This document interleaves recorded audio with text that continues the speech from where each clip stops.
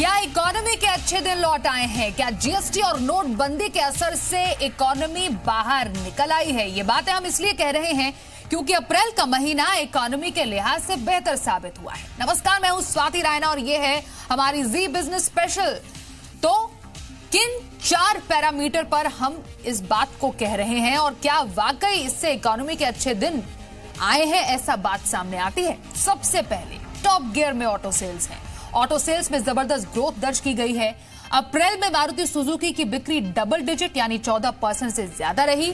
इसी तरह Tata Motors, Mahindra and Mahindra और आइशर मोटर्स की बिक्री में भी जोरदार उछाल आया है। तो वहीं रिकॉर्ड जीएसटी कलेक्शन भी देखने को मिला। पहली बार 1 लाख करोड़ रुपए के पार पहुंच गया। अप्रैल में जीएसटी कलेक्शन 1,03,000 करोड़ रुपए रहा। इसके अलावा एफएमसीजी में भी जोरदार ग्रोथ रहा, यानी कंज्यूमर प्रोडक्ट की बिक्री में 13.5% का उछाल दर्ज किया गया है। और अगर आगे जिस तरह से अच्छे मॉनसून का अनुमान जताया गया है, उससे इकोनॉमी और सरकार की खुशी वाकई दिखने वाली है। अब ऐसे में सवाल यह है, क्या ग्रोथ आगे भी बरकरार रहेगी? क्या जीएसटी के आंकड़े सस्टेनेबल हैं? क्या ये तेज रफ्तार वाकई बरकरार रहेगी? इस मुद्दे पर चर्चा करेंगे। हमारे साथ खास मेहमान भी जुड़ेंगे, लेकिन उससे पहले ये स्पेशल रिपोर्ट।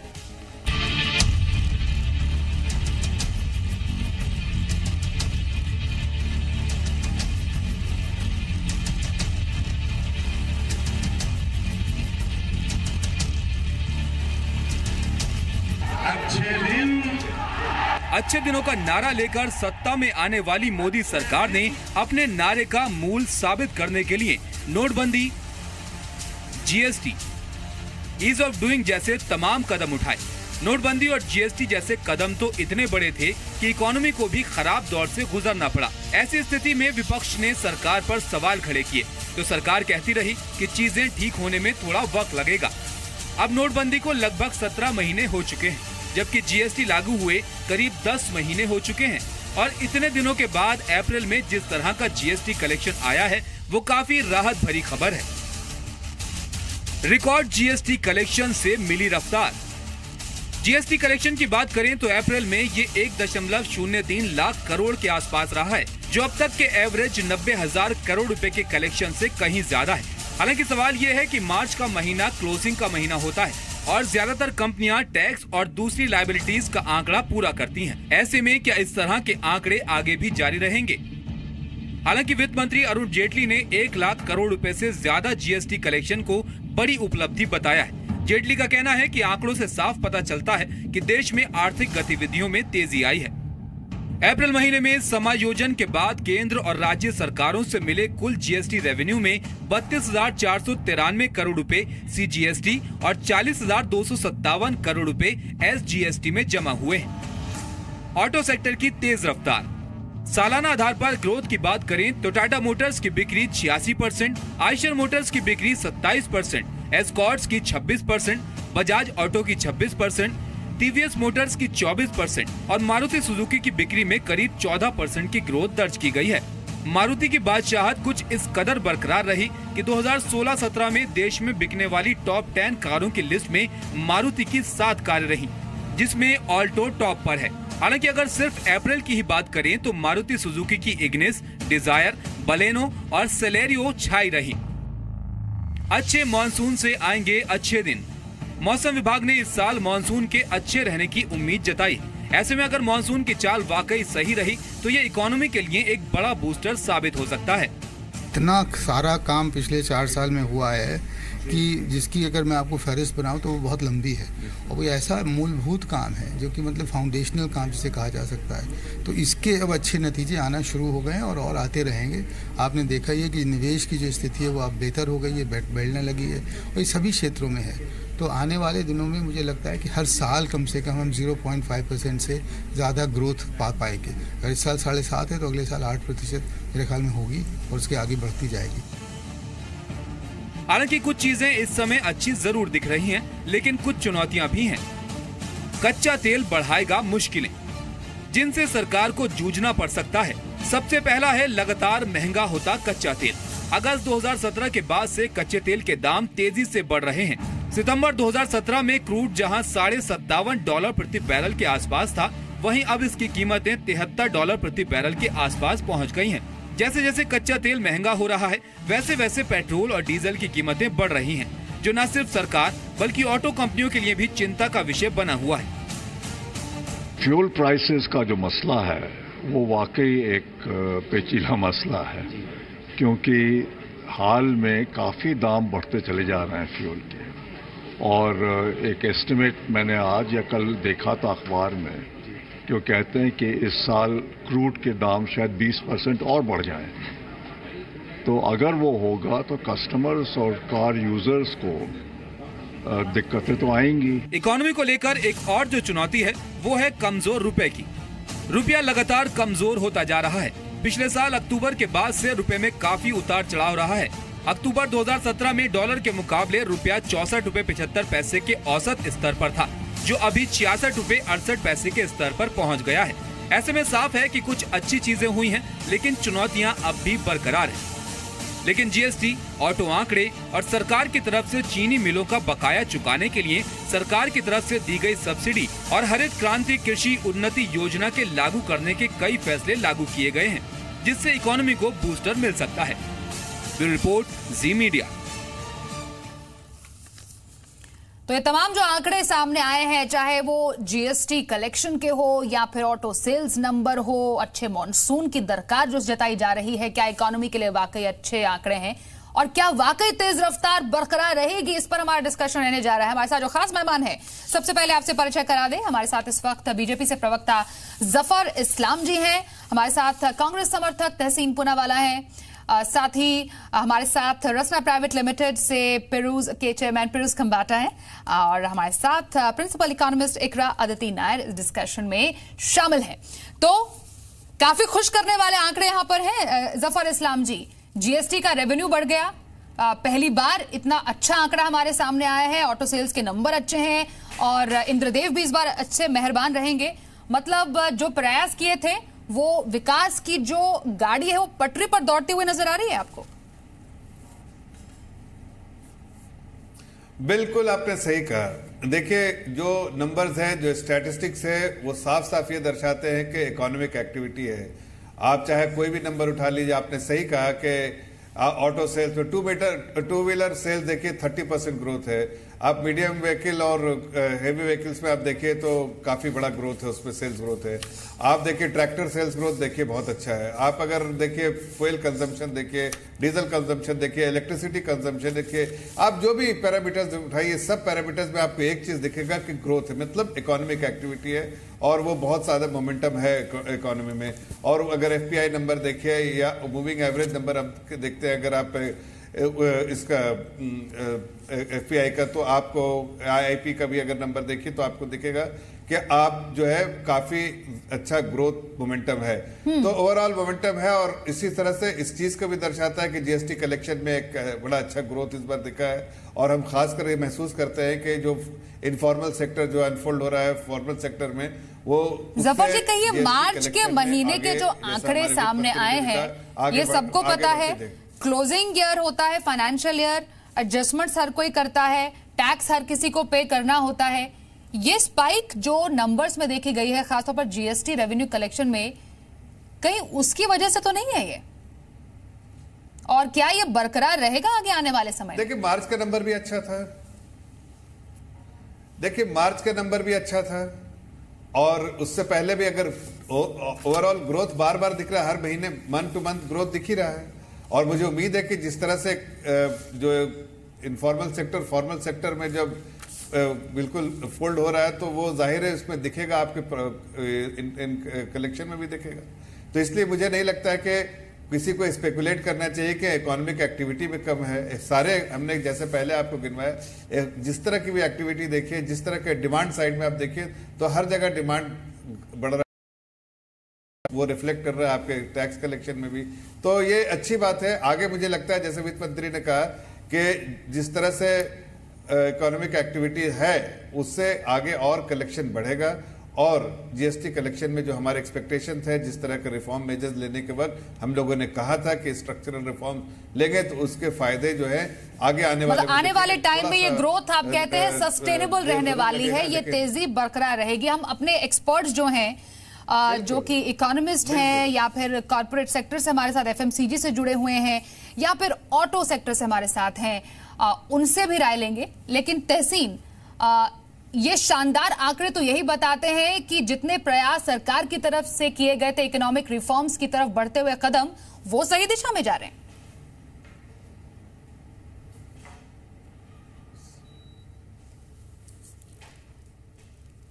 सबसे पहले आपके दर्शकों को ये बता दो कि जीडीपी की परिभाषा इन्होंने चेंज कर दी थी। तो जीडीपी पिछले सरकार के मुकाबले 2% कम, अगर आंकड़ा देखा जाए तो 2% कम है। तो ये जो आंकड़े देते हैं 7% जीडीपी ग्रोथ, ये दरअसल है 5%। तो जीडीपी घटा है। और जो मनमोहन सिंह जी ने पार्लियामेंट में कहा कि 2% कम से कम जीडीपी गिरेगा, वो बात सच हुई है। दूसरी चीज जफर भाई ने कही, जफर भाई ने जो कहा कि जो टैक्स होता है ये क्योंकि मार्च एंडिंग था और जीएसटी कंपलसरी था। जफर भाई अगर मैं अपनी बात रख दो प्लीज, थैंक यू। जी जफर भाई, मैं हर चीज का जवाब देता हूं। खाली हमारे देश में नहीं है जीडीपी कैलकुलेशन, जीएसटी का। नहीं, मैं आपके फायदे के लिए बता रहा हूं कि जीडीपी कैलकुलेशन जो यहाँ है इसको रिवैलिडेट पूरे दुनिया की एजेंसीज करती है, कांग्रेस पार्टी को छोड़ के। कांग्रेस पार्टी में मनमोहन सिंह जी के जो एज इकोनॉमिस्ट जब हैट उतार देते हैं तो उनको दूसरी चीज दिखती है। जफर भाई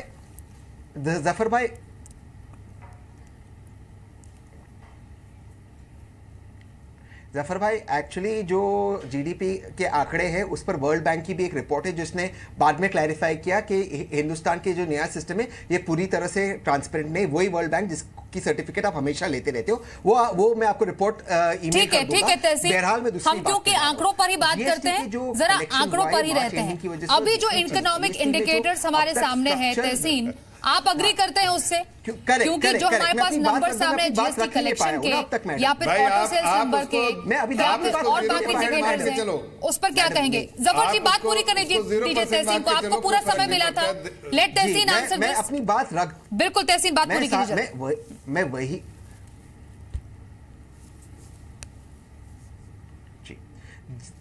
जी थैंक यू मैडम। जो दूसरे इंडिकेटर है जीएसटी, ये जीएसटी में आपके पास कोई ऑप्शन नहीं था। जीएसटी का जबरदस्ती एक्सटॉर्शन के थ्रू पैसा कलेक्ट हुआ है। मैं आपको बताता हूं कैसे। मेरी खुद की कुछ फर्म्स में से एक फर्म है, डिफंक्ट फर्म पड़ी हुई है। इसका जीएसटी की कंपनी जो जीएसटी का साइट है, आज तक मुझे वो लॉगिन कोड अब तक नहीं दे पा रहे और रोज 20 रुपए का मुझे फाइन कर रहे, जबकि उसमें रिटर्न है 0। रिटर्न है मेरा 0। मतलब आप कह रहे हैं कि पूरा सिस्टम, ये जो सिस्टम है उसमें खराबी है। मार्च से आज तक, मई तक ये मुझे लॉगिन आईडी आज तक ये दे नहीं पाए। ये स्ट्रक्चरल आइडेंटिटी, अगर जीएसटी सिस्टम में खराबी है फिर इतने अच्छे आंकड़े क्यों आए हैं? चीज और आखिरी पॉइंट से मैं अपनी बात खत्म करता हूं क्योंकि अगर आप कह रहे हैं कि इसमें कुछ खराबी है, सिस्टम में गड़बड़ी है, तो फिर ऐसे नंबर्स आने पॉसिबल कैसे हो सकता है? ये लास्ट पॉइंट रखते, कुछ नहीं, पूरा सिस्टम खराब है। मैं आपको समझाऊंगा, लेकिन आप भूल रहे हैं कि जीएसटी को बनाने में सिर्फ सरकार का हाथ नहीं है, तमाम पॉलिटिकल पार्टीज में की इसमें रजामंदी है ना। यू आर सेइंग जो हमारा सबसे बड़ा टैक्स रिफॉर्म है उसमें गड़बड़ी है। मैं आपसे कह रही हूं कि जो हमारे पास आंकड़े आए हैं जी, मैं उस पर आप क्या कहेंगे? आंकड़े जो अब तक के सबसे ज्यादा आंकड़े आए हैं, क्या वो अपने आप में कहते नहीं है कि रेवेन्यू कलेक्शन अगर बढ़ा है इसका मतलब इकोनॉमी की रफ्तार बढ़ी है? मैं आपसे बस ये जानना चाह रही हूं।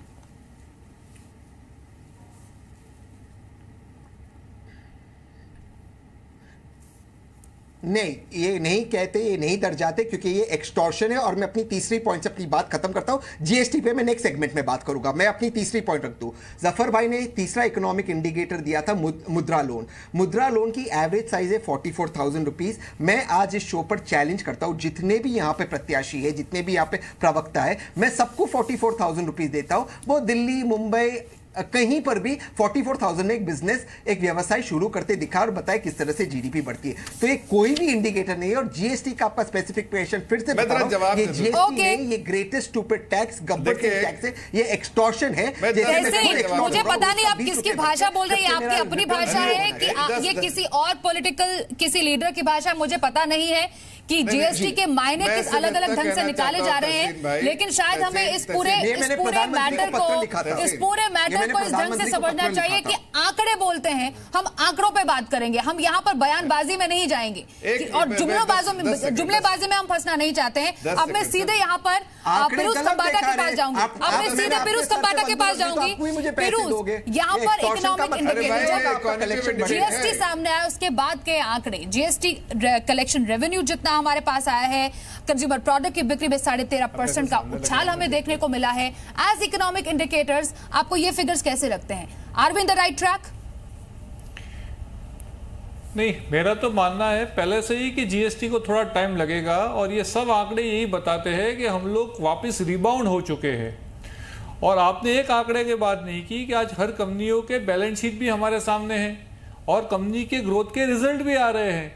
तो सबसे ज्यादा तो इंपॉर्टेंट के ग्रोथ के रिजल्ट ही देख ले रहे। अभी आपने बताया कि एफएमसीजी में हर इंडस्ट्री, अमूल से लेके लीवर से लेके गोदरेज से लेके हमारी खुद की कंपनी लास्ट ईयर से ज्यादा अच्छा कर रही है। तो अगर ये इसमें तो कोई भूल नहीं हो सकती ना, जीडीपी में भूल हो सकती है पर कंपनी के जो बैलेंस शीट है, जो फाइल होते हैं उसमें तो भूल नहीं हो सकती है। और हर कंपनी का बैलेंस शीट आज रेवेन्यू पॉजिटिव बता रहा है। तो मेरा ये मानना है कि अभी एक चीज नक्की कर ले हुए कि जीएसटी के कारण अभी जो भी थोड़ी बहुत जो मुश्किलें थी वो खत्म हो गई है, खत्म होने जा रही है और ये जो मोमेंटम बढ़ रहा है और हम लोग और ज्यादा ग्रोथ की तरफ जा रहे हैं और जो मॉनसून आएगा उससे भी एफएमसीजी कंपनी को ज्यादा फायदा मिलेगा। पर मेरा ये मानना है कि हम लोग को ये भी देखना चाहिए कि जो जीएसटी कलेक्शन बढ़ रहा है, अभी भी मेरा ये मानना है काफी प्रोडक्टों पे जीएसटी बहुत ज्यादा है। तो अभी ये एक अच्छा मौका है जब जीएसटी काउंसिल ये तय करे कि जो अभी काफी फूड प्रोडक्ट है अभी भी 18% पे है, 28% पे है, उसको कैसे 12 और 5% पे लाया जाए और ये इससे कारण ओवरऑल और इकोनॉमी में तेजी आएगी। मेरा ये मानना है ये 4 रेट अभी भी ज्यादा है, 4 रेट के 3 रेट होने चाहिए और 28 का स्लैब बहुत ही ज्यादा है, वो तो उसको तो बंद ही कर देना चाहिए और इसकी तरफ थोड़ा जोर देने की और ध्यान देने की जरूर मेरे को लग रही है। अगर ये किया जाएगा तो इकोनॉमी और ग्रो होगी। टैक्स को रेशनलाइजेशन से इकोनॉमी में और ग्रोथ आने की मेरे को आशा और संभावना दिखती है। ओके, जो ये रिकॉर्ड जीएसटी कलेक्शन हुआ ये हमें याद रखना चाहिए। एक पॉइंट खाली बोलना चाहूंगा, बिल्कुल बिल्कुल बिल्कुल, पर एक पॉइंट खाली बोलना चाहूंगा कि जीएसटी के कारण जो प्रॉब्लम हुए हैं, जो इंडस्ट्री के प्रॉब्लम अभी एक्सपोर्टर को है खास करके, और इसके कारण एक्सपोर्ट का जो ग्रोथ होना चाहिए वो नहीं हो रहा है। और आज अगर देखें तो एक्सपोर्टर के जो जेन्युइन प्रॉब्लम है कि इनका वर्किंग कैपिटल को काफी ब्लॉक हो रहा है, इनके रिफंड नहीं आ रहे हैं और एक्सपोर्टरों को काफी दिक्कतें पड़ रही है। और मेरे हिसाब से जो पूरा मेक इन इंडिया है वो एक्सपोर्ट फ्रॉम इंडिया के बिना अधूरा है। तो अब ये भी सवाल उठता है पिरूज की जो प्रॉब्लम आप कह रहे हैं कि हर एक नए रिफॉर्म को, बिल्कुल पिरूज, हर एक नए रिफॉर्म को पूरी तरह से अच्छे से स्टेबल होने में थोड़ा समय लगता है, लेकिन ये जो प्रॉब्लम है कब तक रहेगी ये भी बहुत इंपॉर्टेंट पॉइंट है। बट जो ये रिकॉर्ड जीएसटी कलेक्शन भी हुआ है प्लस ई वे बिल इंट्रोड्यूस हुआ है, यहाँ पर मैं अदिति आपके पास आ रही हूं, लेकिन अभिषेक, ई वे बिल पर इंट्रोड्यूस किया और सरकार ने साफ तौर पर कहा है कि ई वे बिल ने भी एक अच्छा बूस्ट दिया है, यहाँ पर बहुत अच्छा रिस्पांस आया है। पहले थोड़ा टीथिंग प्रॉब्लम आई लेकिन फिर फुल तैयारी के साथ सरकार आगे बढ़ी। तो एक अच्छा जीएसटी कलेक्शन, फिर ई वे बिल भी सक्सेसफुल होना, क्या ये अच्छा इकोनॉमिक इंडिकेटर है? देखिए, जहां तक जीएसटी की बात है, इसको पॉलिटिकल इशू ना बनाया जाए और इसके रीजन समझे जाएं कि एक तो ये कलेक्शन इंक्रीज क्यों हुई है, सेकेंडली इसको ये समझना बहुत इंपॉर्टेंट है कि क्या ये लार्जर लॉन्गर रन में क्या ये रिफॉर्म इंपॉर्टेंट एंड अच्छा है। सो डेफिनेटली लॉन्गर रन में ये रिफॉर्म बहुत ही इंपॉर्टेंट है, जिससे टैक्स कंप्लायंसेस इंप्रूव होंगे, टैक्स कलेक्शन बढ़ेगी। एंड अगर आप अभी देखेंगे, आपने ई वे बिल की बात करी एंड ये तो एक्सपेक्टेड था ही कि जैसे ही ये ई वे बिल इंप्लीमेंटेशन होगा टैक्स कंप्लायंस बढ़ जाएगी और इंप्रूवमेंट होगा रेवेन्यू कलेक्शन में, विच इज एविडेंट नाउ। तो पहली बात तो ये है कि ई वे बिल से ये कंप्लायंसेस बेटर हो गए हैं, टैक्स कलेक्शन बढ़ गई हैं। सेकेंडली इकोनॉमिक एक्टिविटी भी अगर आप देखेंगे तो वो भी बेनिफिट थोड़ा सा मिला है रेवेन्यू कलेक्शन के लिए। मगर अब 2 बहुत इंपॉर्टेंट चीजें हैं। पहला इंपॉर्टेंट पॉइंट है ट्रांजिशनल क्रेडिट्स का। अगर आप जुलाई, अगस्त, सितंबर के कलेक्शंस देखेंगे और इनिशियल मंथ्स के कलेक्शंस देखेंगे तो जो ट्रांजिशनल क्रेडिट्स थे पिछले रिजीम के, वो बहुत सारा यूटिलाइजेशन हुआ। अब वो ट्रांजिशनल क्रेडिट्स यूटिलाइज हो गए हैं तो कलेक्शन बढ़ रही है, which is a good sign. Secondly बहुत सारे लोगों ने अब कंप्लायंसेस रजिस्ट्रेशन जो नहीं थे उन्होंने करे हैं। मगर एक दो इंपॉर्टेंट चीजें हैं ऑन द नेगेटिव साइड कि एडवांस ऑथराइजेशन में जो इंपोर्टर्स को पहले बेनिफिट मिलते थे, वो एडवांस ऑथराइजेशन में जो फॉरेन ट्रेड पॉलिसी में अभी चेंज करा है दिसंबर जनवरी में, उसकी वजह से इंपोर्टर्स को टैक्स पे करना पड़ रहा है एंड इसलिए भी रेवेन्यू इंक्रीज हुआ है। क्योंकि अगर आप अप्रैल का मंथ देखेंगे तो बहुत सारे फार्मास्यूटिकल कंपनीज ने, बहुत सारे अदर लोगों ने जो एडवांस ऑथराइजेशन पर इंपोर्ट करते थे उन्होंने अब इंटरेस्ट के साथ टैक्स पे करा है। That is one. सेकेंडली, बहुत सारे रिफंड जो मार्च में क्लियर हुए हैं वो अप्रैल में क्लियर नहीं हुए हैं। इसीलिए अगर आप एक्सपोर्टर्स का रिफंड देखोगे has gone down in April because of which the entire collection has increase. ठीक है, so I think advance authorisation and refunds पे गवर्नमेंट को काम करना पड़ेगा। बिल्कुल। अब मैं जरा इस पूरे डिबेट को एक दूसरे पहलू पर ले जाना चाहती हूं और अदिति, क्योंकि एक इकोनॉमिस्ट है, इकोनॉमी की नब्ज इस वक्त किस तरह चल रही है ये अदिति हमें बहुत बेहतर ढंग से बता पाएंगी। ठीक है, हमारे पास एक बहुत अच्छे आंकड़े सामने हैं जो हमने अपने दर्शकों को भी दिखाया और हर किसी की उस पर अपनी अलग राय है। लेकिन जो ये इकोनॉमी के अच्छे संकेत है, चाहे वो अप्रैल में जीएसटी का रिकॉर्ड कलेक्शन हो या फिर ऑटो कंपनीज की रिकॉर्ड बिक्री या फिर मॉनसून अच्छी रहने की संभावना, उस बीच कुछ ऐसे इंडिकेटर्स भी हैं अदिति। क्रूड की कीमतें लगातार बढ़ रही हैं, पेट्रोल डीजल लगातार महंगा हो रहा है और रुपए में ज्यादा कमजोरी आ रही है। इन दोनों इंडिकेटर्स को अगर आप साथ में जोड़ेंगी तो सही तस्वीर क्या निकल कर आती है? Thank you. मैं अभिषेक जी से पूरी तरह सहमत हूँ जीएसटी पे। बस एक छोटा सा पॉइंट जीएसटी पे एडिशनल मैं ये कहना चाहूंगी कि टिपिकली जो हम पहले इनडायरेक्ट टैक्स कलेक्शंस देखते थे वो Q4 में सबसे ज्यादा होती थी बाकी सारे क्वार्टर्स के मुकाबले। तो कुछ हद तक हो सकता है कि अप्रैल के महीने की जो कलेक्शंस हैं जो लार्जली मार्च के महीने के लिए हैं वो इस सीजनैलिटी को भी रिफ्लेक्ट कर रही हैं। और ये सारे पॉइंट्स जो गवर्नमेंट ने प्रेस रिलीज निकाली थी उन्होंने भी ये लिखा था कि ईयर एंड में कुछ अरियर्स हो सकते हैं जो आए हैं। तो मेरे हिसाब से हमें मई के आंकड़ों तक का वेट कर लेना चाहिए उन्हें एक्सट्रैपोलेट करने के लिए, ये देखने के लिए कि क्या स्टेडी स्टेट जीएसटी रेवेन्यूज का निकल के आता है। तो सर्टेनली अप्रैल के जो नंबर्स हैं वो इनकरेजिंग हैं, लेकिन काफी कैवियाट्स हैं, इसलिए हमें मई तक कम से कम वेट कर लेना चाहिए। अब अगर हम रियल इकोनॉमी की बात करें तो हमारे पास अभी तक मार्च के महीने के काफी सारे लीड इंडिकेटर्स हैं और एक दो अर्ली इंडिकेटर्स हैं अप्रैल के महीने के लिए। तो ब्रॉडली पहले मैं मार्च पे टच करना चाहूंगी। हमने देखा कि जैसे जैसे फेवरेबल बेस इफेक्ट खत्म होता जा रहा है तो जो स्पाइक हमने ग्रोथ में देखी थी वो लेवल ऑफ होके थोड़ी कम हो रही है, लेकिन अभी भी काफी आंकड़े ऐसे हैं जो बहुत अच्छी एक अंडरलाइन ग्रोथ मोमेंटम दिखा रहे हैं। तो सर्टेनली रियल इकोनॉमी में जो अभी हमें अप्रैल के भी आंकड़े आए हैं वो पॉजिटिव ट्रेंड दिखा रहे हैं। ऑटो प्रोडक्शन की तो आपने बात कर ही ली। एक और इम्पोर्टेंट अर्ली इंडिकेटर हमारे पास होता है कोल इंडिया लिमिटेड का अपना प्रोडक्शन ग्रोथ, जो भी बहुत अच्छा अप्रैल के महीने में आया है, पार्टली बिकॉज बेस इफेक्ट काफी पॉजिटिव था इस महीने में। तो आगे जाके हम धीरे धीरे जैसे इंडिकेटर्स आएंगे उन्हें देख के गेज करने की कोशिश करेंगे कि जो हमें लग रहा है Q4 में अच्छा मोमेंटम था वो किस हद तक Q1 में बना रहता है। बिल्कुल। अब कुछ रिस्क फैक्टर्स तो आपने ऑलरेडी मेंशन कर दिए, मैं एक दो और मेंशन करना चाहूंगी। मॉनसून आपने बात की, सर्टेनली जो अर्ली फोरकास्ट है वो ये है कि एक नॉर्मल मॉनसून रहेगी, लेकिन हमें ये नहीं भूलना चाहिए कि जो रेजर्वोयर लेवल्स हैं वो पिछले साल से काफी कम हैं। तो इंटरिम पीरियड जब तक मॉनसून शुरू नहीं होती शायद एग्रीकल्चरल सेक्टर, रूरल सेक्टर को कुछ कठिनाइयां फेस करनी पड़ सकती हैं। दूसरी बात, मॉनसून का सिर्फ मैग्नीट्यूड नहीं, उसका डिस्पर्जन बहुत इंपॉर्टेंट होता है, स्पेशल भी और टाइम वाइज भी। बिल्कुल आदिति। तो द होप इज कि जो नॉर्मल मॉनसून है वो पूरे कंट्री में नॉर्मल रहेगा और पर्टिकुलरली अर्ली पार्ट जो सोइंग का टाइम होता है उसमें अगर अच्छी रेन होगी तो एग्रीकल्चर के लिए अच्छा रहेगा।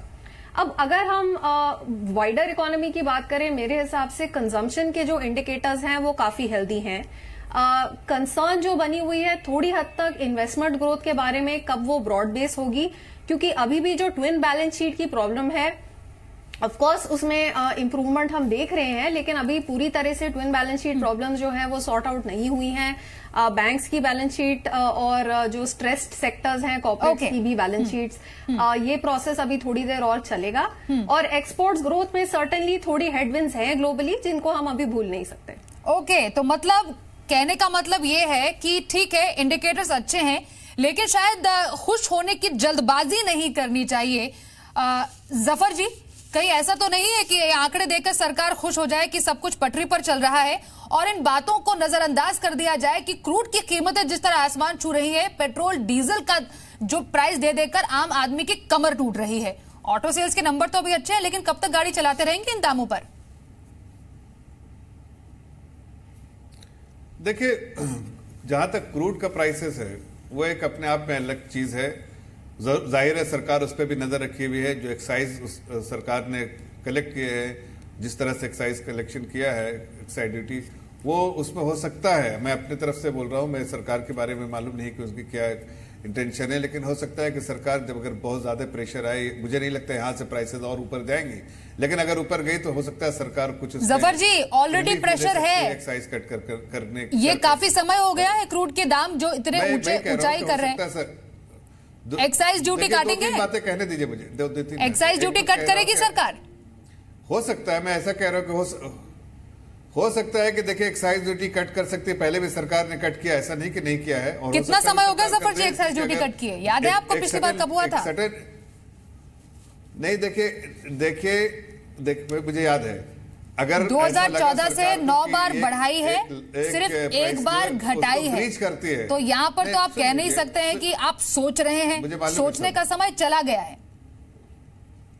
नहीं, देखिए एक टारगेट प्राइस होता है सरकार के पास, सरकार उस प्राइस पे रखती है। अगर सरकार उसको ब्रीच करता है प्राइस, तो शायद सरकार मतलब 100 का आंकड़ा आपके लिए टारगेट प्राइस है? साथ साथ वैट को भी क्या मतलब पेट्रोल डीजल शतक जड़ दे आप, तो ये आंकड़ा आप सरकार ये वेट कर रही है इसका कि शतक लगाने का इंतजार कब है? स्वाति जी आप उसको सैकड़ा मानिए या आप, मैंने कोई ऐसा नंबर नहीं कहा। मैंने कहा सरकार के नजर में कोई नंबर जरूर रहता है। क्या नंबर रह सकता है सर? ऊपर जाती है। दर्शक भी यही जानना चाहते हैं कि सरकार की नजर में वो कौन सा आंकड़ा है जिसके बाद शायद थोड़ी बहुत मेहरबानी केंद्र सरकार एक्साइज ड्यूटी में कम करके दे दे, या फिर राज्य सरकारें वैट में कमी करके दे दे। नहीं सुनिए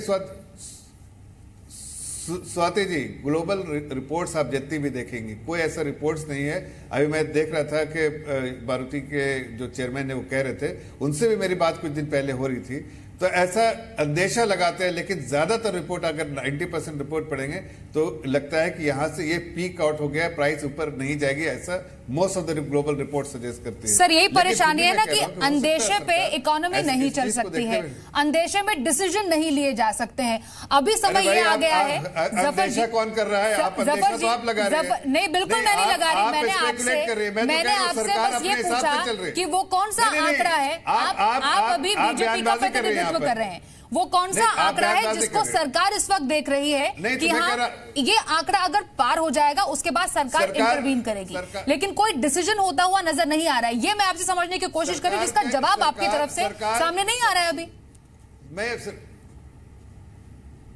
सिर्फ इतना कह रहा हूं कि सरकार हर आंकड़ों पे नजर रखती है, उस पे भी रखेगी। और मैं ये भी कह रहा हूं कि ये तो आगे सरकार की ये भी कोशिश है कि इसको जीएसटी के अंदर ले आया जाए ताकि स्टेबिलिटी रहे इस प्राइस पे। ठीक है जफर जी, आप कह रहे हैं कि पेट्रोलियम प्रोडक्ट्स को जीएसटी के अंदर लाया जाए। मेरे साथ जगदीश खट्टर जी भी आ गए हैं, लेकिन क्विक रिएक्शन मैं यहाँ पर तहसीन से लूंगी। जगदीश जी मैं आपके पास आ रही हूँ। मतलब जीएसटी के अंदर लाना पेट्रोलियम प्रोडक्ट्स को, मतलब हर एक राज्य की इसमें सहमति, हर एक पार्टी की इसमें सहमति, तैयार है तहसीन आप? स्वाति जी एक और चीज मैं कहना चाहता हूँ कि देखिए, अगर इकोनॉमिक एक्टिविटी अगर आप देखिए, मैं कुछ और बातें करूंगा, मैं इस पर आऊंगा। मैं 1 मिनट का समय लूंगा। उम्मीद है कि मुझे रोका नहीं जाएगा। सबसे पहली बात मैं बता दूं, ये जो जीएसटी के आप बार-बार आंकड़े बताते रहते हो, 1 लाख करोड़ 1 लाख करोड़, ये मार्च एंडिंग के कारण आए। जफर जी मैं आती हूँ आपके पास एक बार फिर से। जरा जो बात उठी थी उस पर जवाब ले लेते हैं, उसका एक रिएक्शन तहसीन से लेते हैं, उसके बाद जगदीश खट्टर जी हमारे साथ जुड़े हैं, उनके पास मुझे जाना है। तहसीन बात पूरी कीजिए अपनी।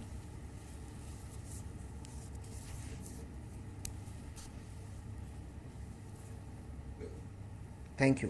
देखिए मैं जी दो बातें रखनी। सबसे पहली बात है कि जो आंकड़े बार बार आप गिनाए जाते 1 लाख करोड़ प्लस जो जीएसटी का कलेक्शन हुआ है, ये मार्च एंडिंग के कारण हुआ है। ये पिछले महीने पिछले जो एरियाज है वो अभी कैरी फॉरवर्ड हुए, क्योंकि मार्च एंडिंग में आपको ये करना था। तो ये इसको आप ट्रेंड नहीं दे सकते। जहां तक मेरी नॉलेज, और अगर फाइनेंस मिनिस्ट्री में कोई भी ब्यूरोक्रेट जिसमें बेसिक लेवल ऑफ इंटेलिजेंस हो, वो भी आपको यही कहेगा कि आप 1 लाख करोड़ के आंकड़े को नहीं मान सकते, क्योंकि प्रीवियस कुछ आंकड़ा था 87,000 करोड़, अगर मेरी मेमोरी करेक्ट है। अगर इतना जंप हो गया 13,000 करोड़ का, यानी कि आपकी जीएसटी 4% बढ़ी है, जो आपकी जीडीपी 4% बढ़ी है, जो सच्चाई नहीं है। तो this is areas on account of, ये भी बात याद रखें कि जब जीएसटी इंट्रोड्यूस हुआ था, सरकार ने पहले 3 महीने लैक्सिटी दी थी और कहा था आप आराम से बढ़िए, तो उसमें वो एरियाज पेंडिंग थे। तो ये 1 लाख करोड़ का फिगर एक्यूरेट नहीं है। दूसरी बहुत अहम बात मैं कहना चाहता हूं, बड़ी विनम्रता से जफर भाई से, आप कांग्रेस का ये पक्ष है, राहुल गांधी ने बार बार कहा है कि आनंद शर्मा ने on the floor of the house कहा है आप पेट्रोल को जीएसटी में लाइए। जीएसटी काउंसिल के चेयरमैन आप लोग हैं, सुशील मोदी जी है। जीएसटी काउंसिल में बीजेपी की 23+1 24 वोट से 22 सरकारें प्लस केंद्र सरकार 23। आप क्यों नहीं लाते पेट्रोल? आप तो जीएसटी के सिस्टम को ही, आप तो जीएसटी के सिस्टम पर ही डाउट कर रहे हैं। 4 वोट है। आपने अभी अपने इंट्रोडक्टरी कमेंट्स में बोला कि जीएसटी कलेक्शन का जो पूरा सिस्टम है वो ही डाउटफुल है। अब आप कह रहे हैं कि हमने पहले से ही बोला कि पेट्रोलियम प्रोडक्ट्स को जीएसटी में ले आइए। आप अपनी ही बात को कॉन्ट्रडिक्ट कर रहे हैं। जब आप जीएसटी सिस्टम पर भरोसा ही नहीं रखते हैं तो फिर पेट्रोलियम प्रोडक्ट्स को जीएसटी में लाने पर कैसे आप? अगर मुझे 10 सेकंड दे, मैं समझाऊंगा आपको। नहीं, मैं कॉन्ट्रडिक्ट नहीं कर रहा हूं, मैं 10 सेकंड में समझाऊंगा आपको। इनके फाइनेंस मिनिस्टर जीएसटी काउंसिल में कुछ मैं आपको समझाऊंगा। 10 सेकंड दीजिए, मैं आपका सवाल समझ गया। मैं 10 सेकंड में जवाब दूंगा, क्योंकि जीएसटी को इन्होंने जो वाइट कम कर दीजिए आप। Please I request you madam, क्या डिबेट है? तहसीन ठीक है, ये लॉन्ग टर्म है, जब जीएसटी में आएगा उस पर हमारी भी नजर है। बार बार यहाँ पर सरकार की तरफ से कह रहे हैं जीएसटी में। मुझे पहले ये बताइए कि राज्य वैट घटाने को तैयार है, जहां पर कांग्रेस की सरकार है वो राज्य वैट घटाएगी पेट्रोलियम प्रोडक्ट पर कि नहीं घटाएगी? उसके बाद मैं अगले गेस्ट के पास जाऊंगी। इस सवाल का जवाब मुझे दे दीजिए। फौरी राहत यही है कि वैट घटाकर या फिर एक्साइज घटाकर लोगों को राहत दी जाए तुरंत। शॉर्ट टर्म जो सोल्यूशन है इसका क्विक सोल्यूशन। मैं संक्षेप में जवाब देता रहा। मैम बीजेपी मत कीजिए। क्विकली मैं संक्षेप में जवाब देता हूं। कर्नाटका और पंजाब दोनों जगह पे घटाया गया है। कर्नाटका में जब कांग्रेस की सरकार और यूपीए की सरकार थी, सेंट्रल टैक्स था 7 रुपए, आज सेंट्रल टैक्स है 21 रुपया पेट्रोल के ऊपर कर्नाटका के अंदर। ये सवाल आप जफर इकबाल से पूछे। दूसरा सवाल, आप बिल्कुल सही कह रहे हैं। मैंने कहा जीएसटी, और जो मैंने प्रधानमंत्री को पत्र भी लिखा उसमें लिखा ग्रेटेस्ट स्टूपिड टैक्स, क्योंकि इसमें आपने 5 तरह के टैक्स कलेक्शन, 5 तरह के रेट्स रखे। कांग्रेस का यही इसमें कहना था कि आप सिर्फ 2 टैक्स रेट रखे, 5% और 18%, और 18% के ऊपर कॉन्स्टिट्यूशनल लिमिट लगा दीजिए। तो आप पेट्रोलियम को ले आए 18% या 28% में, इसमें आप ले आए, तब भी आपको 100% से ज्यादा फायदा। तो जीएसटी काउंसिल में क्या कांग्रेस के मेंबर्स नहीं है? क्या जीएसटी काउंसिल में कांग्रेस के वित्त मंत्री नहीं है? क्या बाकी लोग नहीं है? ये आप आगे सामने पक्ष नहीं रख सकते हैं।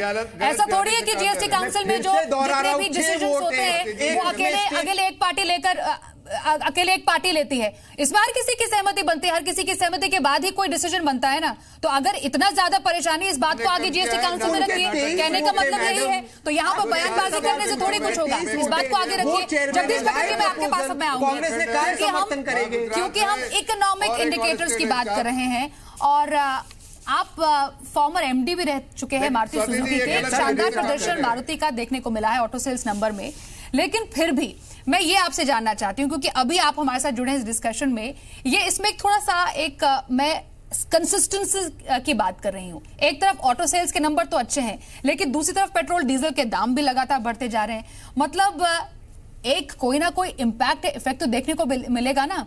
मतलब आम आदमी की जेब अगर खाली हो रही है पेट्रोल डीजल में, वो कब तक नई नई गाड़ी खरीदते रहेगा या कब तक चलाते रहेगा उसे? तो प्रश्न क्या है, सेल का है या पेट्रोलियम का है? सर उसी से रिलेटेड मैं बोल रही हूँ। सेल्स तो अच्छे आए हैं, लेकिन कब तक बरकरार रहेगा ये ट्रेंड? देखिए ऐसा है कि जो इस वक्त सेल आ रहे हैं, ये सबसे पहले तो ये देखा जाए कि जब भी कभी कार की सेल कम होती है, इसका मायने ये नहीं है कि खरीदने वाले नहीं हैं। ये होता है कि इन्होंने खरीदना है वो उसको पोस्टपोन कर देते हैं। कोई वजह हो सकती है, साइकोलॉजिकल हो सकती है, वातावरण की बात हो सकती है, अनसर्टेनिटी हो सकती है। सो दे ओनली पोस्टपोन बाइंग। तो जब वातावरण ठीक हो जाता है तो वापस आ जाते हैं, खरीदने लग जाते हैं। और जब अप एंड डाउन भी होता है तो 5-7% होता है ना। अगर महीने में 20 लाख गाड़ी बिक रही, 2 लाख गाड़ी बिक रही है या 3 लाख, तो 10% में इतना फर्क नहीं पड़ता है। तो आपका जो आंसर है कि इस वक्त जो सेल पिकअप हो रही है पिछले कुछ महीनों में, पिछले साल थोड़ा सा डाउन हो गया था, वो सब वापस आ गए हैं। और जहाँ तक पेट्रोल और इसका फ़र्क है, ये आहिस्ता आहिस्ता क्योंकि सरकार ने किया है तो इसलिए लोग स्ट्राइक में ले जाते हैं, लेकिन एकदम अगर कुछ बढ़ गया तो थोड़े दिन के लिए फिर डिप हो सकता है। अभी आप जीएसटी की बात कर रहे थे, मैं अपने तरफ मैं ये बता दूं, अगर जीएसटी में आ भी जाता है, फिर सबसे पहले तो ज़रूरी ये है कि जो पेट्रोलियम से स्टेट और सेंटर को 1.5 लाख करोड़ पिछले साल या 2 साल में मिला है, उसको वो फोरगो नहीं कर सकते हैं, ऐसे फाइनेंशियल स्थिति नहीं है। अगर इन्होंने जीएसटी लाएंगे भी तो उसमें क्या होगा, 28 रखेंगे, उसके ऊपर फिर कुछ सेस लगा देंगे जिससे कि पैसा पूरा मिले। फ़र्क ये रहेगा कि इस वक्त जो बॉम्बे, दिल्ली, कलकत्ता में फ़र्क है वो बराबर हो जाएगा, लेकिन टोटल 1-2 रुपए का फ़र्क पड़ेगा, 3 रुपए का फ़र्क पड़ेगा। एक और चीज़ याद रखिएगा कि स्टेट गवर्नमेंट और गवर्नमेंट ऑफ इंडिया के पास जो रेवेन्यू आता है वो 2 मुद्दों में आता है। एक तो पेट्रोलियम में आता है और दूसरा लिकर में आता है। पता नहीं आपको याद हो कि जो हमारा कॉन्स्टिट्यूशनल अमेंडमेंट हुआ है जीएसटी में, बिल्कुल सर, उसमें अल्कोहल एक्सक्लूड हो गया है। इसका मतलब जीएसटी, अल्कोहल तो कभी जीएसटी में आएगा ही नहीं अनलेस एक बार फिर कॉन्स्टिट्यूशनल अमेंडमेंट हो। तो net central government, state government बहुत डिपेंड करती हैं रेवेन्यू पेट्रोलियम में और लिकर में, और उसको हटाने से या कम करने से उनकी फाइनेंशियल स्थिति ठीक नहीं रहेगी। बिल्कुल सर, मतलब तो राजस्व का मोह, रेवेन्यू का मोह, ना ही सिर्फ सेंट्रल गवर्नमेंट, स्टेट गवर्नमेंट भी यहाँ पर छोड़ नहीं सकती है। लेकिन अदिति, अब आगे क्या? अब ये भी एक क्लियर कट बात है कि जो इकोनॉमिक रिफॉर्म्स हैं, सरकार ने जो कदम लिए हैं, और ऐतिहासिक 2-3 कदम पिछले 2-3 साल में, डिमोनेटाइजेशन हो या फिर जीएसटी हो, उसके बाद अब अगले 1 साल में चुनाव भी होने वाले हैं। मतलब आगे आने वाले टाइम में जो इस पूरे इकोनॉमी की रफ्तार है वो आपको कहां पर कैसी जाती हुई नजर आ रही है?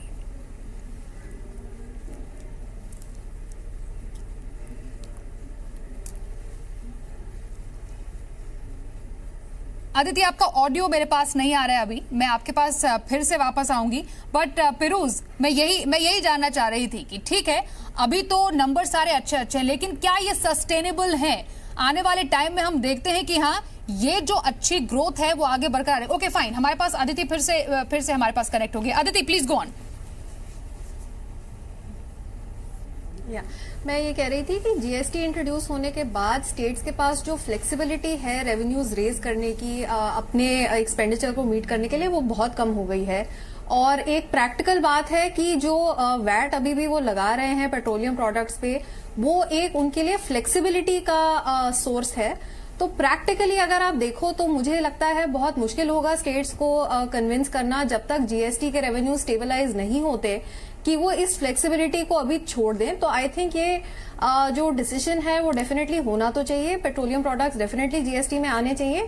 बट मुझे लगता है ये इमीडिएट टर्म में स्टेट्स शायद नहीं मानेंगे, क्योंकि अभी भी वो अपने जो नए कैश फ्लो उनके सिचुएशन है, लिक्विडिटी सिचुएशन है, उसमें they are transitioning to that. So शायद ये एक रिफॉर्म अभी थोड़ा जल्दी होगा। ब्रॉडली अगर क्रूड ऑयल प्राइसेस बढ़ेंगे तो या तो हमारी इन्फ्लेशन बढ़ेगी या हमारे जो फिस्कल डेफिसिट है उस पे इम्पैक्ट हो जाएगा। तो ये एक बहुत ही फाइन बैलेंस है जो गवर्नमेंट को मैनेज करना पड़ेगा। डेफिनेटली ये एक चैलेंज है इस साल के लिए। अगर आप पूरे साल की बात करें तो हमारा ये अनुमान है कि जीडीपी ग्रोथ 6.6%, 6.7% से बढ़कर 7.1% तक के आसपास रहेगी FY19 में। तो एक अच्छा इम्प्रूवमेंट हम एक्सपेक्ट कर रहे हैं। लेकिन कुछ एजेंसी 7.5-8% का अनुमान दे रही हैं। हमारे व्यू में वो थोड़ा ज्यादा ऑप्टिमिस्टिक है। जिस तरह से अभी एक्सपोर्ट्स का सिचुएशन बनी हुई है, ट्रेड वॉर के आशंका है, तो मुझे नहीं लगता कि 7.5% तक पहुंच पाना या क्रॉस करना बहुत इजी होगा इस ग्लोबल माहौल में।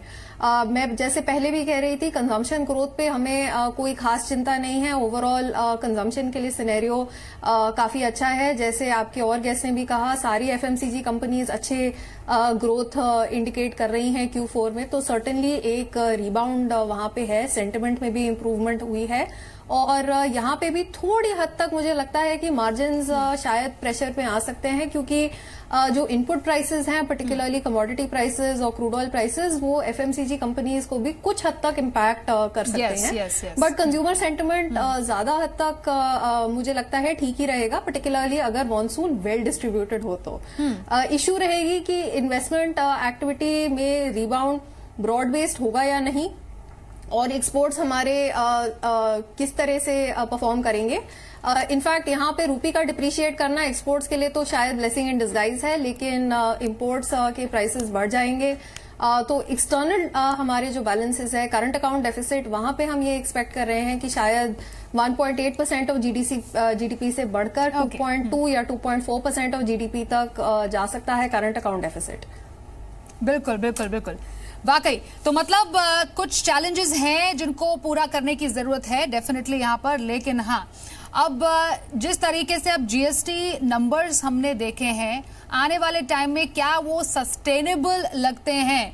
जफर जी, ठीक है, यहाँ पर हमने देख लिया अच्छे जीएसटी कलेक्शन नंबर, पहली बार अच्छा एक स्पाइक देखने को मिला है, लेकिन क्या ये ग्रोथ आपको लगता है सस्टेनेबल है आने वाले टाइम में? टैक्स कलेक्शन आने वाले टाइम में और बढ़ेगा?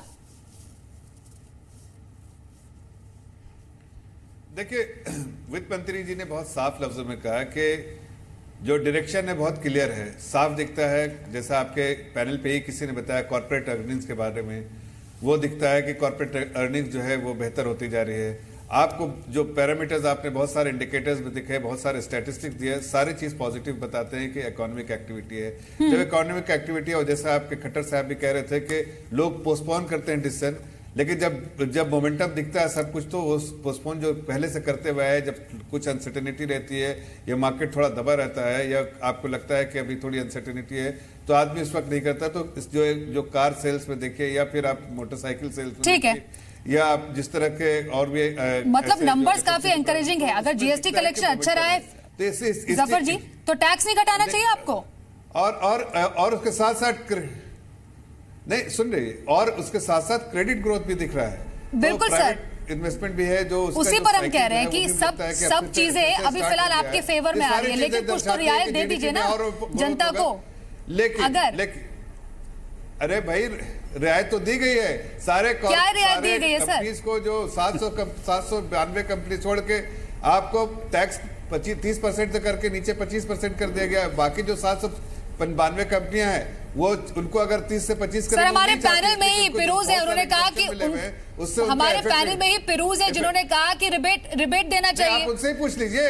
हाँ, तो उन्होंने कहा तो सही, तो वही तो कह रहे हैं कि अगर आपके पास अच्छे नंबर्स आ रहे हैं तो कम से कम कुछ तो रियायत दीजिए, कम से कम कुछ तो खुशी जो मिल रही है उसका फायदा लोगों को होना चाहिए। बहुत है, 30% से 30% से 25% टैक्स रेट हो गया, और जो 792 कंपनीज को जो अभी भी 30% पे हैं, उनका इफेक्टिव रेट जो है 22% है। वो नहीं चाहते कि 25% ब्रैकेट में है, वो चाहते हैं जो एग्जेम्पशन जो मिला है उस एग्जेम्पशन को एंजॉय करते हैं। रियायत काफी है क्या? जी, यहाँ पर मारुति के एमडी बैठे हैं, उनसे पूछ लीजिए। और जफर जी तो कह रहे हैं कि काफी अच्छी रियायत दे दी। पूछ लीजिए। आप मेरे को 2 मिनट दीजिए।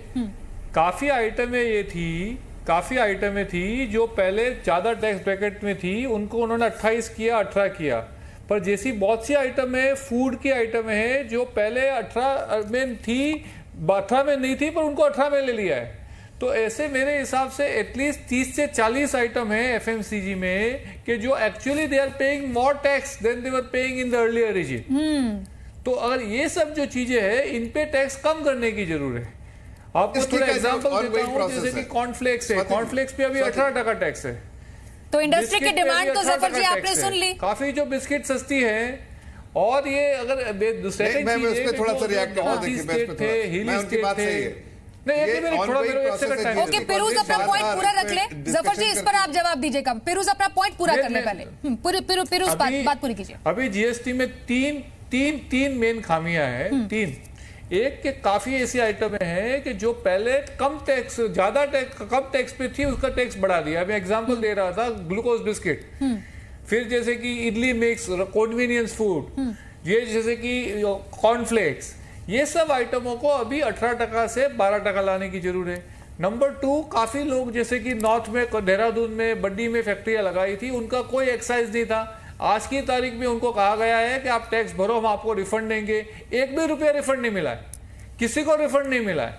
तो उससे कारण जो की इंडस्ट्री के सेंटिमेंट है वो बिगड़ रहे हैं। और थर्ड, ये एक्सपोर्ट इंडस्ट्री जिनको इतना इन्होंने ये करके रखा हुआ है कि पहले टैक्स भरो, 3-3 महीने में रिफंड आएगा। तो मेरे हिसाब से अब जब टैक्स 1 लाख करोड़ तक हो गया है, तब इनको रियायतें देनी चाहिए, ये तीनों सेक्शन के लिए। 18 को 12 कर देवे, और ये नॉर्थ ईस्ट। तो क्लियर कट हमारे शो में इंडस्ट्री सरकार से रियायत की मांग कर रही है। अब बताइए जफर जी, आपका क्या जवाब होगा? क्लियर कट उन्होंने बोला है कि कई ऐसे आइटम्स है जिसमें टैक्स की दर घटाने की जरूरत है, दे दीजिए। मैम देखिए जो फिरोज जी ने कहा, जो जगदीश खट्टर जी ने कहा, दोनों का आदर सम्मान करता हूं, दोनों की और जवाब भी देना चाहता हूं कि बिल्कुल सही बात है। देखिए जीएसटी काउंसिल बार बार रिव्यू करती है और रैशनलाइज करना चाहती है जिस चीज में लगता है कि ये इससे घटाया जा सकता है। और कितने बार, एक बार नहीं अनेक बार घटाया भी गया, कई चीजों के 18% 28% से 18 से 5% में भी लाया गया है। तो ये मैं नहीं रूल आउट कर सकता हूं कि आगे नहीं होगा। जाहिर है जीएसटी काउंसिल इस पर जब सजेशंस आते हैं, इंडस्ट्री लीडर्स के सजेशन आते हैं, कंज्यूमर एक्सपर्ट्स के सजेशंस आते हैं, और जो बहुत सारे अलग अलग रिप्रेजेंटेशन होते हैं, उसके जब ऐसे सजेशन आते हैं कि इनका कम करना चाहिए, तो सरकार उस पर जरूर देखती है। सरकार नहीं, इस पर जीएसटी काउंसिल जो है वो इस पर गौर फिक्र करती है, और जहां जहां लगता है कि रैशनलाइज करना चाहिए। तो अगली बैठक में जफर जी ये बात आप पहुंचाएंगे पार्टी कमान तक कि इंडस्ट्री ने मांग की है कि हाँ, कई आइटम्स पर भी टैक्स की दर कम होनी चाहिए और इस पर कोई फैसला हो सकता है। हम तो स्वाति जी हम तो पहुंचाते रहते हैं, लेकिन जो आपके इंडस्ट्री लीडर्स बैठे हुए हैं, इनकी ज्यादा पहुंच होती है, पहले पहुंचा देते हैं। सर तो आप चाहे तो ये स्ट्रेट अवे ग्वार इंडस्ट्री की लगा सकते हैं, लेकिन तहसीन रुक जाइए 1 मिनट, मैं आपके पास आ रही हूं। लेकिन अभिषेक इंडस्ट्री बार बार ये दबाव महसूस कर रही है, दबाव कि टैक्स के रेट कम होने चाहिए, जैसा कि अभी कहा है फिरोज ने भी। मतलब एक तो टैक्स के रेट कम करो, दूसरा लोगों को राहत पहुंचाओ, ऐसा होना चाहिए, समय आ गया है। देखिए ऐसे कुछ बहुत प्रोडक्ट्स हैं जिन पर इफेक्टिव टैक्स रेट अभी ज्यादा है as compared to the earlier regime, मैं वो बात से सहमत हूं, मगर ऐसे बहुत ही कम प्रोडक्ट्स हैं। और अगर आप over the period of time देखोगे तो जीएसटी काउंसिल ने कुछ बड़े अच्छे डिसीजंस दिए हैं, मगर कुछ ऐसे सेक्टर्स हैं जो कि आज की डेट में बिल्कुल तड़प रहे हैं, और अगर गवर्नमेंट ने कुछ एक्शन नहीं लिया तो वो खत्म हो जाएंगे। और इसी के लिए मैंने करीब बहुत सारे writ petitions Delhi high court में फाइल करी हैं, जिसमें से एक बहुत इंपॉर्टेंट सेक्टर है पब्लिशिंग सेक्टर। अगर आज आप देखेंगे तो इन्होंने बुक्स को एग्जेम्प्ट कर दिया है, मगर आप अगर रॉयल्टी देखेंगे तो वो रिवर्स चार्ज में पेबल है, अगर आप कागज देखेंगे उस पर फुल टैक्स है, अगर आप प्रिंटिंग देखेंगे उस पर टैक्स लग गया है, अगर आप अनरजिस्टर्ड प्रोक्योरमेंट अनरजिस्टर्ड डीलर से प्रोक्योरमेंट देखेंगे तो उस पर टैक्स लग गया है। तो अब आप एक ऐसी इंडस्ट्री को समझिए जो एक पुस्तकें बनाती है, एजुकेशन सेक्टर के लिए बहुत इंपॉर्टेंट है, एक बेसिक नेसेसिटी है। तो कई एरियाज है मतलब अभिषेक जहां पर टैक्स कटौती की गुंजाइश बनती है, और ये तमाम जो मामले हैं तमाम ये जीएसटी काउंसिल में उठाने की जरूरत है। अभी भी बहुत सारा स्कोप बचता है, इसीलिए पब्लिशिंग सेक्टर एक ऐसा एरिया है जहां पर बहुत ही इंपॉर्टेंट नीड है। बट अगर आप गवर्नमेंट के एक्शन प्लान से देखेंगे तो आई थिंक मेरे 2 ही 3 पॉइंट हैं इंपॉर्टेंट। पहली बात तो हम जब बात करते हैं पेट्रोलियम प्रोडक्ट्स की या लैंड एंड बिल्डिंग की या अल्कोहल की, आई थिंक लार्जर रन में it is important that all these products are included within GST. When and how it will happen is a separate point. तो आज हम बात करते हैं पेट्रोलियम की, वो आना चाहिए। सेकेंडली हमें बहुत इंपॉर्टेंट पॉइंट है कि प्रोटेक्शनिज्म मेजर्स जो हैं इंपोर्ट्स वर्सेस इंडिजिनस प्रोडक्शन, उसके लिए गवर्नमेंट को एंटी डंपिंग ड्यूटीज या सेफगार्ड ड्यूटीज लगानी चाहिए कुछ ऐसे प्रोडक्ट्स पर, जिससे कि जो प्रोडक्शन है वो इंडिया में मेक इन इंडिया का कॉन्सेप्ट जो है वो वाकई में इंप्लीमेंट हो। तो आई थिंक वो एक्ट करना चाहिए गवर्नमेंट को। और ऑल राइट अभिषेक, मैं समय थोड़ा सा कम है, इसलिए मैं आप बहुत नटशल में यहाँ पर कंक्लूडिंग रिमार्क्स अब लेना चाहूंगी सबसे। तहसीन, मतलब अगर जीएसटी काउंसिल में कई प्रोडक्ट्स पर टैक्स घटाने की अब मांग उठने जा रही है और ये डिमांड है इंडस्ट्री की भी, और लोग भी चाहते हैं कि टैक्स का बोझ कम होना चाहिए, मतलब सब पार्टीज को इसके लिए अग्री होना चाहिए, तो दैट मीन्स अगले जीएसटी काउंसिल में कांग्रेस भी मारेगी, इस पर मोहर लगेगी।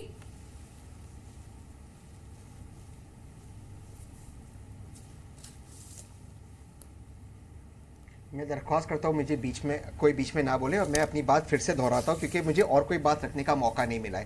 कांग्रेस का ऑफिशियली ये स्टैंड था, पहले से था, राहुल गांधी ने कहा है, आनंद शर्मा ने फ्लोर ऑफ द हाउस पे कहा है कि जीएसटी में 2 ही टैक्स होनी चाहिए, 5% और 14%, 18% पे कॉन्स्टिट्यूशनल लिमिट होनी चाहिए। तो आपके पैनल पे जो भी एक्सपर्ट्स कह रहे हैं वो कांग्रेस पहले से ही कह रहा था, इसको कॉम्प्लिकेटेड किया है भाजपा ने। अब इसको सिंप्लीफाई करने के लिए जीएसटी में 23 वोट्स इनके हैं। कांग्रेस का ऑफिशियल स्टैंड मैंने आपको बता दिया, ये ले आए प्रपोजल, क्योंकि चेयरमैन भी वही है सुशील मोदी, ये इमीडिएटली हो जाएगा, ये करना 2 मिनट का काम है। दूसरा पॉइंट मैं संक्षेप में रख दूं, पेट्रोलियम लाना, ये भी कांग्रेस का स्टैंड था, आप ले आए पेट्रोलियम को, इसके काम। लास्ट पॉइंट में रखना चाहता हूं, बात खत्म करता हूं।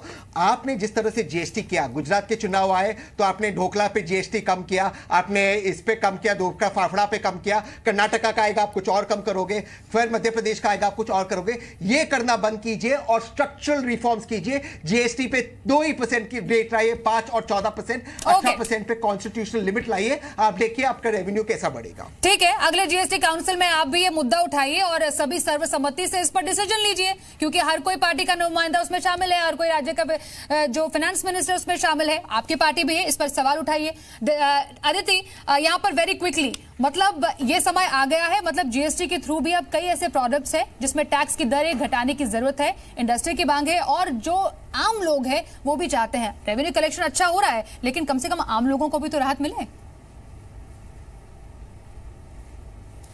देखिए, 1 महीने के रेवेन्यू कलेक्शन को आप मत देखिए, और 2-3 महीने में अगर रेवेन्यूज हायर लेवल पे स्टेबलाइज हो जाते हैं तो मुझे तो लगता है कि जीएसटी काउंसिल रीलुक कर सकती है उस समय, लेकिन हमें 1 महीने के कलेक्शंस के बेसिस पे इतना बड़ा रेवेन्यू डिसीजन नहीं लेना चाहिए।